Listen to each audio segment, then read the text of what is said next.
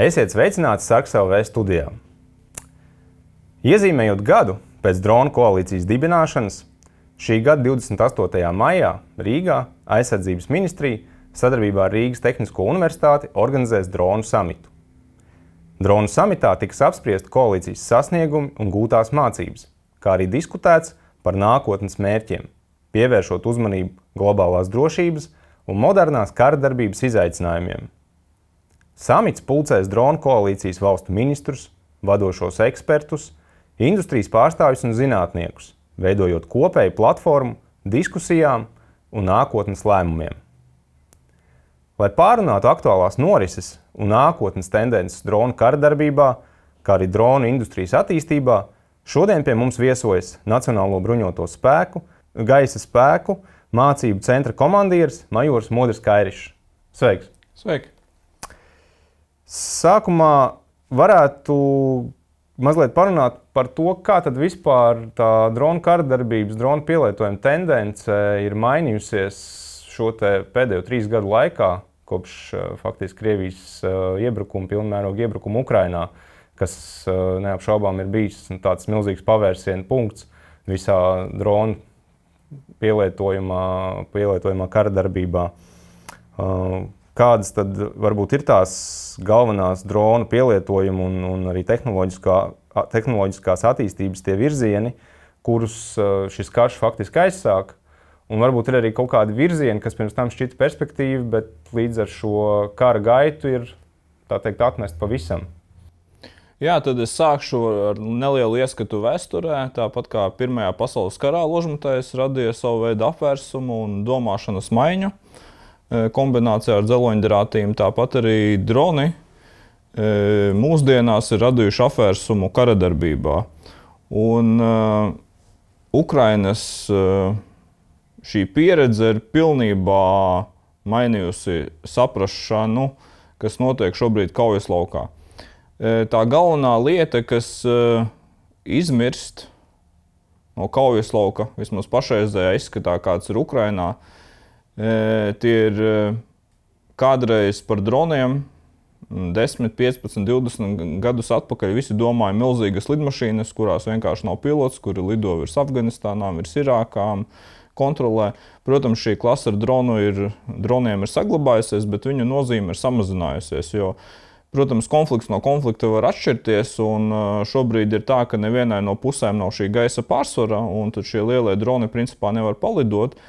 Bet toties, tas, ko pierādīja Ukraina pašā sākumā, tad Ukraiņi ar šiem mazajiem pieejamiem droniem komerciālajiem radīja izrāvienu tieši nevis tādā kinētiskajā izpratnē, kā mēs šobrīd vairāk saprotam, bet pašā kara sākumā, tad šie mazie droni piegādāja ļoti daudz izlūku informācijas, ko tad Ukraiņu artilērija ļoti veiksmīgi izmantoja.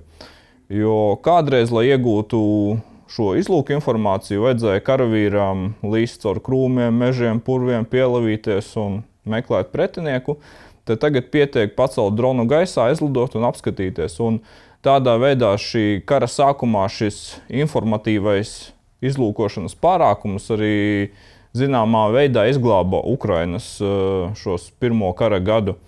Bet ejot karam, Ukraiņiem radās nopietnas problēmas ar munīciju. Viņiem sāka akūti trūkt munīcijas, sevišķi viņiem bija izlūka informācija no šiem droniem, bet nebija ar ko šaut, nebija artilērijas, trūka prettanku ieroču.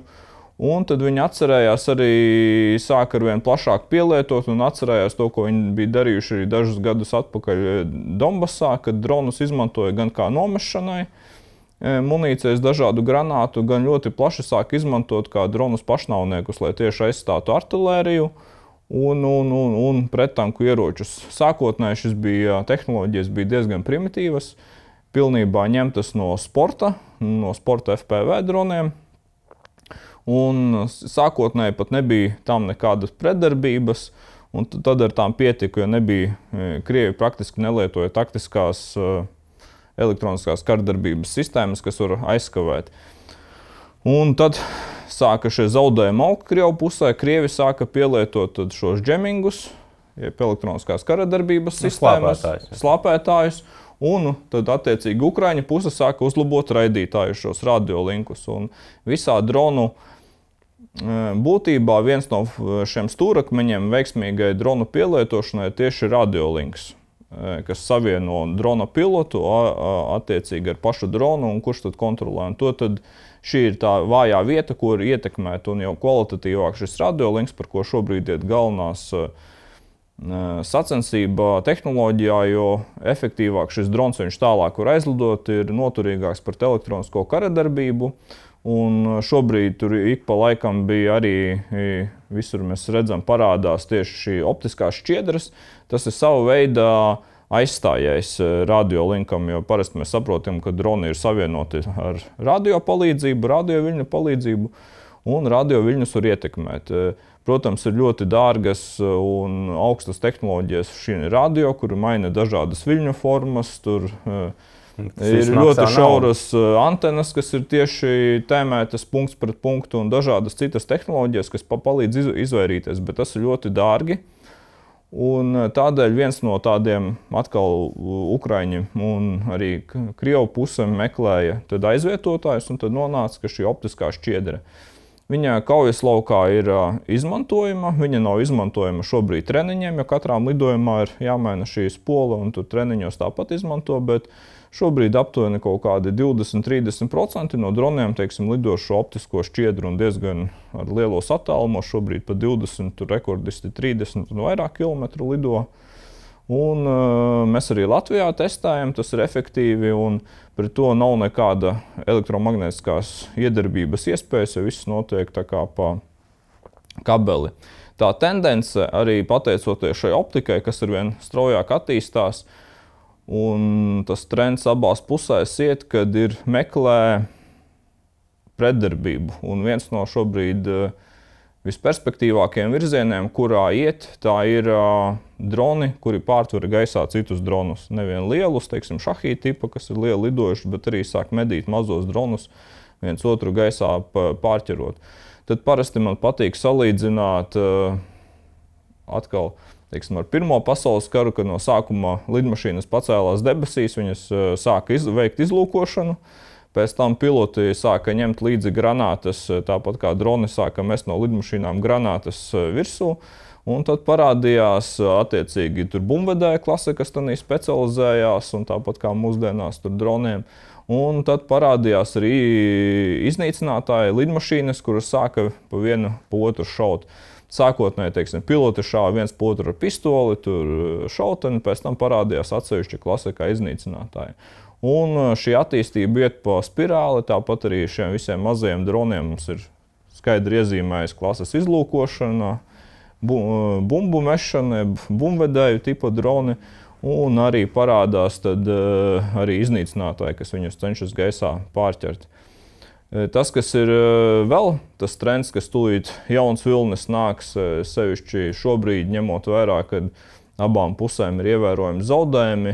Visi šobrīd domā, kā aizvietot cilvēku kaujas laukā. Un viena no tādām varbūt domām, kas ir tagad maina virzienu, jo kādreiz visi runāja par sauszemes šiem atbalsta robotiem, dažādiem droniem. Robotu karavīrs. Kad viņi tā kā tur pieved karavīram munīciju un tur visu, ko dara, bet karavīrs karo, tad šobrīd tas trends mainās to, lai samazinās šos cilvēku zaudējumus. Kaujas laukā parādīsies šie droni, sauszemes droni, roboti. Bet viņi nepievedīs karavīram tur kaut kādu munīciju, pārtiku, bet tas trends ir, kad viņi aizvieto. Viņi paši karos. Viņi paši karos savā starpā, bet atkal šeit tā vājā vieta ir tieši šis radiolinks starp cilvēkiem, kas plāno pieņem lēmumus, jo šobrīd, lai cik mēs daudz šobrīd būtu PR par mākslīgo intelektu, viņš vēl nav gatavs patstāvīgi pieņemt lēmumus kaujas laukā no mainīgiem apstākļiem, tāpēc, ka viņš ir miljardiem dažādu apstākļu, kas ietekmē šobrīd vēl vismaz tuvākos 10, 20 gadus cilvēks būs tas, kas vismaz šobrīd kaujas laukā pieņems to lēmumu. Protams, viņu var apmācīt konkrētus mērķus iznīcināt, bet kopumā tad šis radiolinks ir viena no svarīgākajām tehnoloģijām, kas tad ir jāattīsta. Bet vispār jau mākslīgais intelekts dronos tiek izmantots. Es saprotu, ka tas tiek darīts, lai tam pilotam tad nebūtu tas drons līdz galam jānovada līdz tam mērķim. Vismaz cik es esmu par to lasījis. Jā, tad ir tā saucamā gudrā valodā to sauc par terminal phase autonomiju, jeb latviski būtu zinātniski, tad drons, kas spēj patstāvīgi trāpīt mērķi, viņš darbojas autonomi. Jā, jo tā aizsākās viss ar to, kad pēdējie teiksim, šie metri dronam ir vissarežģītākie, jo objekts var kustēties, tas, pa ko viņš grib trāpīt. Objekts var būt aizsargāts ar elektronisko karadarbību, dažādām šīm sistēmām, slāpētājiem, kas ir efektīvi pārsimt metrus, un tad jau aptuveni vairāk kā gadu atpakaļ, varbūt pat pusotru, sāka strādāt pie šīm sistēmām. Mums arī Latvijā ir vairākas veiksmīgas kompānijas, kam ir radīti ļoti veiksmīgi modeļi, kas spēja pēdējos kilometru saslēgties ar mērķi. Tā nav īsti mākslīgais intelekts, tur ir divas tehnoloģijas, tas ir tā saucamais pixel locks, kad viņš atpazīst pikseļus, operators iezīmē mērķi, viņš viņus atpazīst un viņš lido uz viņiem. Vai ir otrais, kad viņam ir savu veidu šī mašīna apmācīts, viņš atpazīst tur mašīnas, cilvēkus, tankus, tur artilērijas kaut kādas sistēmas. Viņš lidojot, viņš pats tā kā meklē šos, ko viņš atpazīst. Viņš patstāvīgi var izvēlēties to mērķi? Šobrīd teorētiski ir sistēmas, viņas praktiski tiek maz lietotas, jo cilvēks pārsvarā pieņem to gala lēmumu, bet ir šādas tehnoloģijas, kad var šāds apmācīts algoritms lidot un konkrētā rajonā meklēt tanku. Un ja viņš tanku atrod, viņš viņu iznīcina. Bet ņemot vērā tā, ka tur ļoti daudz dažādas improvizētās bruņas, tanks var būt maskēts un šie mašīna apmācības algoritmi nav pilnvērtīgi, tad tāpat 99% cilvēks apstiprina šo mērķi. Šis algoritms iezīmē, cilvēks apstiprina un tad drons virzās uz savu mērķi. Es esmu lasījis, ka arī, vismaz tas ir no Ukraiņu karavīru puses, ka viņiem arī ir bažas, ka viņi vēlas, lai tas mērķis tomēr tiktu apstiprināts no cilvēku puses, lai vienkārši paši savējie netiktu arī Jā, jo ir ļoti daudz dažādu apstākļu. Tur, protams, mašīna algoritmam var iemācīt atpazīšanās zīmes un tā tālāk, bet tur var būt maskēšanās tīkls virsū maskēšanās zīmēm, tur var būt kāds, tu var iezīmēt rajonu, varbūt kāds nomaldījies ne tur, un tādēļ, šobrīd vēl patstāvīgi, kā jūs iepriekš minēju, viņi nepieņem lēmumus, un arī, kā minēju, tad cilvēki nejūtas droši, kad kāds pieņem viņu vietā lēmumu, bet gadījumi, kad šādas sistēmas trenē, kas konkrētā reģionā spēj iznīcināt visu kustīgo bruņu tehniku, tas šobrīd notiek.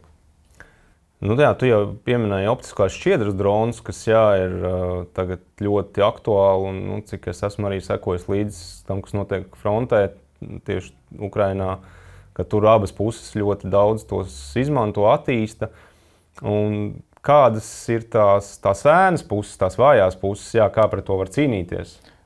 Šobrīd viena no tehnoloģijām, kā cīnās pret optiskās šķiedras droniem, ir optika, ir liels tāda ēnas puse, par ko nerunā. Ir optika, kur izmantot arī pretējā virzienā. Tad, respektīvi, pretinieka drons tikko ir ietriecējis vai nokritis. Un mēs redzam, ka tā ir svaiga šķiedra, kas ir atlidojusi līdz šejienai.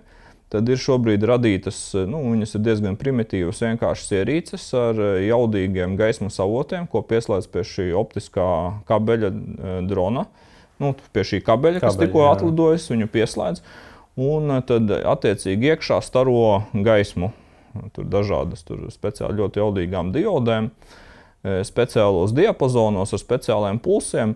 Un tad ar citu dronu, kuram ir speciāla kamera priekš šīs gaismas, lai viņu pastiprinātu, tad ar šo citu dronu var lidot līdzi tam optiskajam kabelim, no kurienes viņš un atrast palaišanas vietu. Tad, principā, arī tāpat kā radio šiem droniem parasti tās antenas iznes tālāk, tad arī šiem optiskiem droniem vajadzētu nest tās antenas tālāk, arī abas puses dara. Bet tāpat tu plus-mīnus zini to vietu un jau var sākt meklēt, no kuras vietas tie optiskie droni ir laisti. Šobrīd, lai no šī izvairītos, cenšas meklēt kaut kādus pārklājumus šai optiskajai šķiedrai, kas šobrīd ir neizolēta, lai kaut kādus iekrāsotu viņus, lai nevarētu šī izsekojumi būt īsti pilnvērtīgu apvalku, tā kā mums ir, teiksim, kur mēs lietojam iekštelpās internetam, vai vēl kaut kādiem datu pārraidēm, kad viņš ir tā kā apvalkā, tad nav iespējams, jo tad viņš būtu ļoti smags. Un tādēļ šobrīd meklē kaut kādus pārklājumus, iespējas, tad kā šo novērst, šo problēmu. Bet tā optiskā šķiedra tā varētu būt šobrīd tā perspektīvā, kā kaut kāda tas nākotnes virziens, vai tas visdrīzāk kaut kā izbeigsies no tā, ka vienkārši nevarēs kaut kā izmantot tur, atradīs tos pretdarbības veidus, var sakot, un tad tā efektivitāte zaudēs to nozīmi. Kaujas laukā viņus visticamāk izmantos vēl ilgi, jo viņi ir efektīvi un kamēr fiziski šo šķiedru nepārrauj, tikmēr pret šo dronu nav iespējama nekāda iedarbība. Viņi var noteikt vienīgi fiziski. Jā, bet tie droni pārtvērēji, bet teiksim, mācību poligonos, apmācībās, tad šo optisko dronu pielietojums ir ļoti minimāls, jo viņš rada milzīgas problemātikas tieši, ja mēs runājam par apmācībām. Daudzi šobrīd runā, jūs nepērkat, teiksim, optiskos dronus vēl, mēs testējam, pērkam tur nelielās partijās, jo problēma ir tāda, ka optisko dronus ir vienreizējs pasākums, teiksim, radiovadāms, tu lido cilvēku karavīru apmāca 10 reizes, tur 100 reizes, tur 1000 reizes, tas pats drons paliek, un optiskais ir vienreiz izlidoja, to jāmaina spole. Spole maksā, ievērojami naudu. Un vēl otra lieta, kas ir ēnas puse tieši apmācības ziņā, ir pēc tam viss poligons ir šīs optiskajās šķiedrās, un tur pinās putni, stirnas, var sapīties, un tad ir arī jāmeklē kaut kādas tās vietas. Tad katrā ziņā šis kaujas lauka optiskais drons, ja vien pēkšņi nebūs ļoti liela revolūcija šajos radiolinkos, kur viens no perspektīvajiem virzieniem, uz ko visticamāk viss šobrīd virzās, tas ir parādās arvien vairāk kompānijas un valstis, kam ir ambīcija radīt konkurenci Starlinkam. Un visticamāk, kad šie satelīta sakari nākotnē tad aizvietos arī, teiksim, gan iespējams optisko šķiedru, gan arī, teiksim, mūsu izpratnē klasiskos radiolinkus, kad ir pults un drons, bet tad ļoti liela iespēja, kad šobrīd jau ir, teiksim, lido, teiksim, lielāka izmēra droni ar satelīta sakaru palīdzību, bet tā kā tas būs komerciāls pasākums un šobrīd vismaz jau ir cik tur 10-11 kompānijas ir izteikušas ambīciju, kam ir finanšu resursi, lai radītu konkurenci Starlinkam, un šīs tehnoloģijas kļūst pieejamas jau mobilajos telefonos, tad visticamāk tas ir viens no tiem ceļiem, kur perspektīvā būs arī mazajiem droniem šie sakari visi ies caur satelīta sakariem un ļoti augstās frekvencēs, kur ļoti grūti elektroniskajā karadarbībā ietekmēt. Kā vispār šobrīd tā dronu attīstība notiek pie mums Latvijā? Kādi ir tie virzieni, kuros mēs šobrīd domājam, strādājam tieši militārā pielietojuma ziņā? Vai ir kaut kādas izteiktas atšķirības no tā, ko dara Ukraiņi, teiksim? Jā, tad Ukrainā šobrīd ir divi apstākļi, kas jāņem vērā, un nevar ņemt visu Ukrainas pieredzi 1:1 un piemērot Latvijā. Divas galvenās atšķirības, kas ir, mēs neplānojam vest tādu tā kā Pirmā pasaules kara, jo mēs te pieminējām ļoti statisku šo tur pozīciju, jā, bet vajag, lai gūtu pārākumu pretiniekam tieši šajā manevrā, tad ir vairāk jāskatās, mums būtu manevra kara darbība, nelielām vienībām manevrējot, un tā lieta, tas ir nes savas nianses, tad šīm sistēmām ir jābūt portatīvākām, mazākām, tur triecienu izturīgākām un tā tālāk. Un otra lieta, kas ir ļoti svarīga, ko ļoti daudz neņem vērā, ir Latvijas ģeogrāfiskie apstākļi. Tad Ukrainā ir ļoti daudz atklātu līdzenumu, tad mums ir liela daļa teritorijas klāta ar mežiem. Un tas nes savus plusus un savus mīnusus dronu kara darbībā. Tad tas mīnus ir tāds, ka mums ir vairāk teritorijas, kur pretinieks varētu paslēpties no drona, attiecīgi, un viņi ir grūtāk atrast no gaisa, un tad mums ir jādomā aktīvāk, ko mēs šobrīd darām par sauszemes droniem. Un, lai tad varētu arī pa mežiem aktīvi pielietot, tad ir jāadaptē arī lidojošie droni, lai viņi spētu efektīvi ar dažādu sensoru palīdzību lidot caur mežu un meklēt, protams, ne jau caur pilnīgiem brikšņiem, kur nav izējams, bet caur tādu regulāro mežu. Tas šobrīd ir tehnoloģiski iespējams, par ko arī mēs šobrīd aktīvi domājam. Bet atkal mīnus, tas pluss, kas ir Latvijas šai mežainība, ir mums ir ļoti daudz tādu vietu, kas atkal nav Ukrainā, kur ir tādi tā kā saucamie, kur tā apvidus ir ļoti kanonizēts, un tur ir, šī reģionā ir dažas vietas, kur pretinieks var virzīties cauri, un ja tur ir gaisā droni tajās vietās, tas ir ļoti efektīvi, un tad netiek cauri. Vai mēs strādājam kaut kā līdzīgi, tāpat kā sabiedrotie, kā vispār NATO kopumā šobrīd ir kaut kādas tās tendences tieši dronu karadarbības ziņā, vai katra valsts domā kaut kā savā virzienā iet, vai redzams, ka ir kaut kāds viens uzstādījums, stratēģija? Tas, ko es šobrīd redzu tādā NATO fórumā, kad NATO austrumu bloka valstis, sevišķi Baltijas valstis, tur Polija, tādā domāšanā mēs esam vismaz 2 gadus šobrīd priekšā tādām tā kā vecajām NATO dalību valstīm. Protams, mēs ļoti aktīvi strādājam pie sevis, lai mainītu šo domāšanu. Un iespējams, mums ir tas vieglāk, jo mūsu armijas šobrīd strauji būvēs, un mums nav tādu masveidīgu šo klasisko ieroču sistēmu, kur ir ļoti daudz jau personāls iesaistīts, un cilvēki ir sevišķi armijā ļoti konservatīvi un nevēlas mainīt. Tā kā mēs veicam ļoti lielas investīcijas, un tad bieži vien mēs vairs neskatāmies uz tām klasiskajām ieroču sistēmām, teiksim, tur ļoti daudz artilērijas, ļoti daudz bruņu tehnikas, bet mēs jau uzreiz skatāmies, kad, teiksim, bezpilotu sistēmas var lielu daļu no šīm spējām aizstāt. Un turklāt, ja, teiksim, klasiskajām sistēmām vajadzīga ir, teiksim, smagā,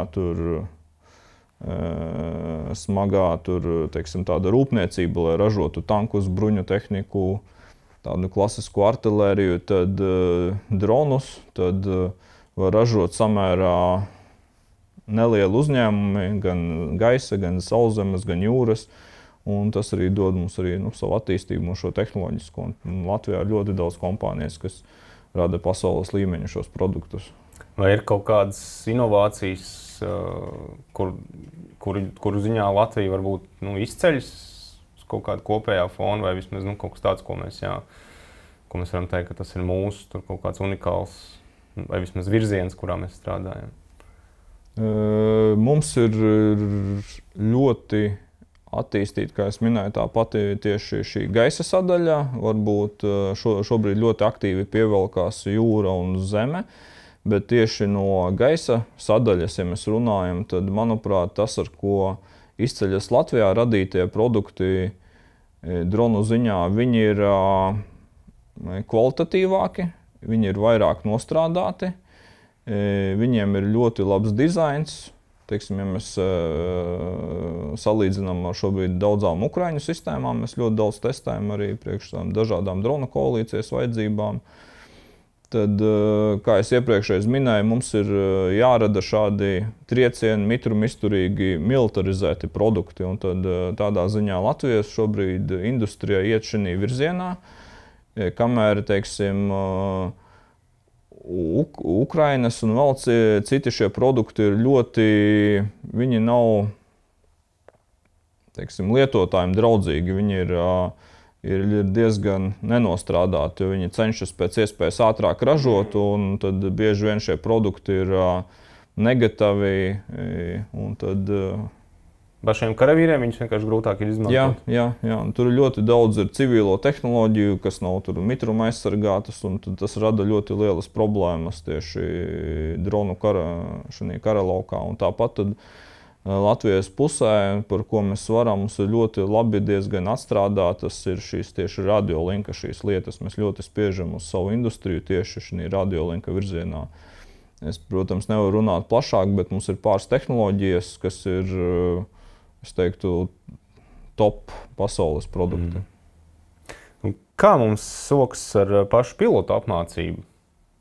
Vai ir kaut kādi, tā kā pēdējo gadu laikā, ir kaut kādi tie virzieni uzsākti, kaut kāda stratēģija ieviest, kā mēs pie tā strādājam? Tas, kas ir nofinalizējies, mēs pagājušajā gadā nofinalizējām savu bruņoto spēku bezpilota sistēmu koncepciju. Mēs skaidri iezīmējām tos virzienus, kuros mēs ejam, klases, un arī tad atrunājām šo, ļoti skaidri šo pilotu apmācību. Tad sabiedrībai tas pats galvenais ir jāsaprot, ka šobrīd uzreiz nav jālec un saskatoties internetā, tad uzreiz visiem jālido un jāspridzina un jādara. Tas šobrīdējais mūsu mērķis, ko mēs strādājam pēdējā gada laikā. Mēs cenšamies apmācīt pēc iespējas vairāk pilotus tieši. Un pilotus nevis jau tādā taktiskajā līmenī, kas ļoti efektīvi, bet mēs šobrīd radām milzīgu šo pilotu pūli, kas var lidot, teiksim, tur 100 000 pilotu, un tad no viņiem atlasām talantīgākos, un tad mēs pamazām jau šobrīd sākam tās apmācības programmas ar kinētiskajām spējām ieviešam, un tas nes savus rezultātus, jo ieguldīties uzreiz no nulles līdz pilnīgam, un tad saprast, ka šis pilots nav piemērots, jo ir ļoti daudz īpašību šiem dronu pilotiem, kam jābūt, un tad šobrīd tas ceļš, ko mēs ejam, apmācām lielu skaitu, tad no viņiem izvēlamies un tieši mācām tad kaujas pilotus. Un diezgan lielā skaitā mēs šobrīd esam veiksmīgi arī vatkaravīrus apmācījuši, kas pierāda, bet ne katrs var būt pilots. Bet runa ir tieši par FPV droniem? Gan par FPV dronu pilotiem mēs apmācām veiksmīgi. Es ceru, ka mēs tās tieši FPV pilotu ziņā šo skaitus arī vēl vairāk audzēsim, jo liels pilotu skaits arī rezervē rada šo atturēšanas efektu, jo mēs spējam saražot dronus, bet par FPV pilotiem, ja šobrīd viņu nozīme ir ļoti liela Ukrainas kara darbībā, tad vēl viens trends, kas attīstās, tas ir, ka šie droni ir vieglāk pilotējumi. Viņiem ir dažādas programmatūras un arī komponenšu atbalsts, kas padara šo pilotēšanu vieglākas, un arī šīs salīdzina dažādi stabilizatori, tad šobrīd tur FPV kaujas ir vieglāk pilotizēt. Bet katrā ziņā, vai mums vajag pilotus, mums vajag vēl vairāk. 100 mēs mācām, bet mums noteikti vajag 1000. Cerēsim tad uz tiem 1000 nākotnē tuvākajā. Paldies tev par sarunu, par atvēlēto laiku. Tad jau tiekamies dronu samitā un nākamajos ierakstos. Paldies par uzmanību!